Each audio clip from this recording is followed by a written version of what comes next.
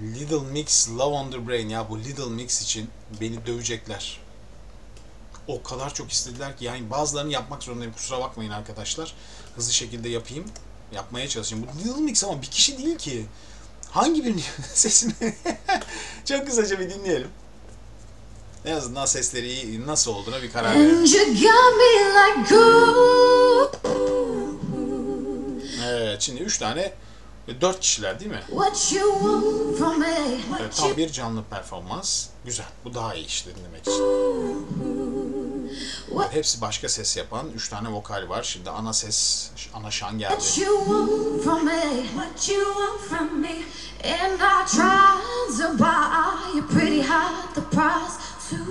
Çok güzel, gerçekten çok güzel.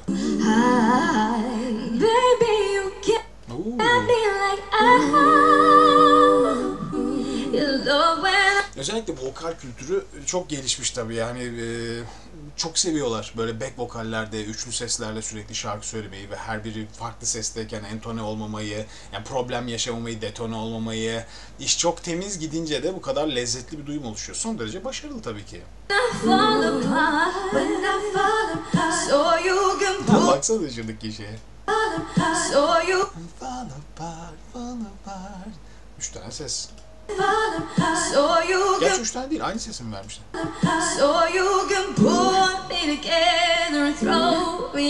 ayrı sesi.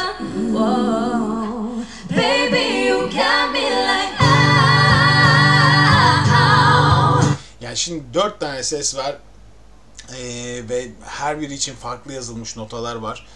Dördünün de iyi şarkıcı, iyi müzisyen oldukları çok belli zaten. Zaten böyle grupları seçerlerken seviye seviye seçiyorlar. Bir ara bir şey vardı, Spice Girls vardı. Mesela Spice Girls bunlara göre çok kötü bir gruptu. Yani bu Little Mix grubu daha iyi şarkıcılardan oluşuyor. Daha iyi vokaller. Yani ses karakterleri çok çok başarılı ve müzisyenlikleri de çok iyi. Yani bunları hadi Little Mix şarkısı coverlayalım diye 4 tane kız bir araya gelip çok zor söyler. Bu çok iyi çalışma isteyen bir şey. Bakın hatta aralarından biri bakın elini karnına koymuş. Diyafram kontrolü halinde şu anda. Bakın izleyin. Sarışın olan. Görüyorsunuz değil mi? Alışkanlık bu işte. Şan egzersizlerinin alışkanlıkları bu. Tamamen diyaframında eli ve kontrol ediyor kendini. Bazısı şöyle yapar. Bizde özellikle bazı şarkıcılar şu şekilde okurlar. Bu da böyle sesi içeriden duymaktır. Geçen Umut Akyürek'te görmüştüm.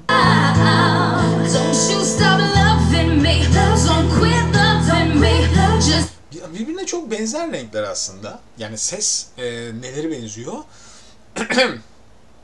Ses aralıkları sanki benziyor birbirlerine.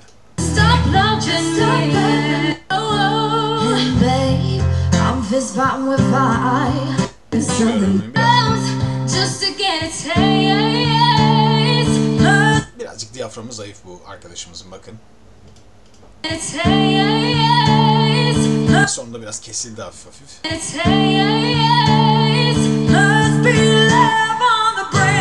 Elini karnına koyan arkadaşın diyafram baskısı çok daha iyiymiş gerçekten.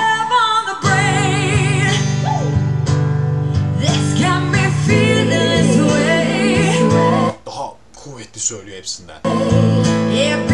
Zaten girerken yiyecek gibi bir parçayı görüyor musunuz?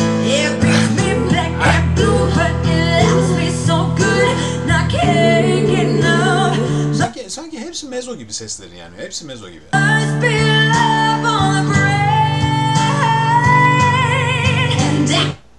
Ama cool sesler çok güzel.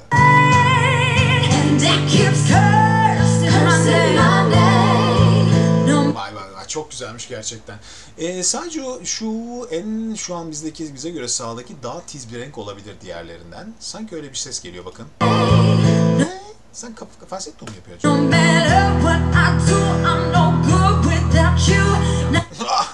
Çok sert.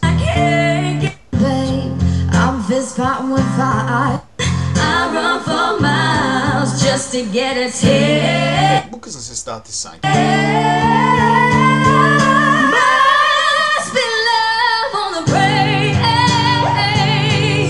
Sanki öyle bir hava var.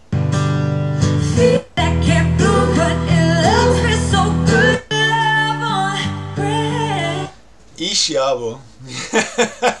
Vallahi izlerken ben yoruldum, yemin ediyorum. Yani her vokali ayrı ayrı çalışmak, bunları oturtmaya çalışmak, bundan bir harmoni yaratmak, işin sonucunda da güzel bir şey ortaya koyup bir albüm yapmak, yani hakikaten iş arkadaşlar. Türkiye'den biraz zor çıkar bunlar. Çünkü artık böyle büyük firmalar yok ki böyle 4 tane vokali alsın, sabah akşam beslesin.